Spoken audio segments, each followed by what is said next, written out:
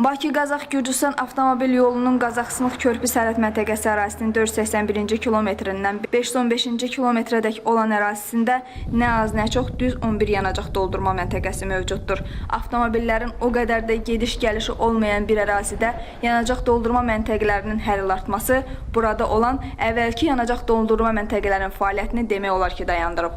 Bəs bu yanacaq doldurma məntəqələri təxminən gün ərzində neçə avtomobilə yanacaq vura bilirlər?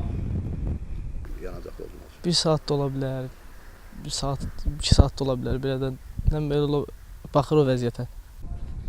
Yanacaq doldurma məntəqəsinin əməkdaşları isə gördüyünüz kimi təxminən 1-2 saatdan yalnız bir avtomobilin gəldiyini deyiblər. Daha bir yanacaq doldurma məntəqəsinin rəhbəri Razım Şıx Məmmədov hər il bu ərazidə yeni yanacaq doldurma məntəqələrinin açıldığını bildirib. Məntəqə rəhbəri həmçinin yeni yanacaq doldurma məntəqəsi tikən şəxslərə təklif də irəli sürüb. Belə ki, həmin şəxslər yanacaq doldurma məntəqəsi tikməkdənsə ona məxsus olan hazır məntəqəni almalarını məsləhət görüb. Bax, alverin zəif olmağının səbəbi bu ərazidə zapravkanın çox olmasına əlaqədar ola bilər mi? Əlbəttə, çoxluğun da fərqi var.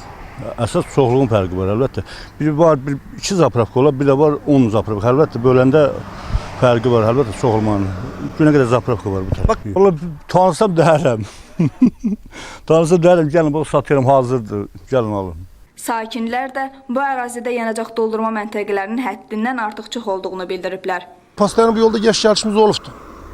Kifayət qədər bəs eləyib. Yəni yanacaqlar çoxdur, həddindən artıqdır. Hal-hazırda Qazax-Sınıq körpü sərhəd məntəqəsinin magistral yolunda dayanmışıq.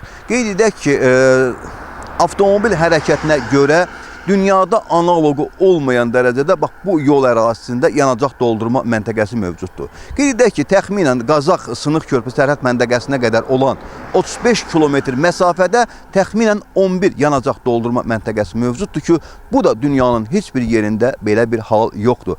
Hətta bu yanacaq doldurma məntəqələrinin əksəriyyəti tam olaraq boş qalıbdır. Gördüyünüz kimi təxminən 150-200 metr hər yanacaq doldurmanın arasında fərq var.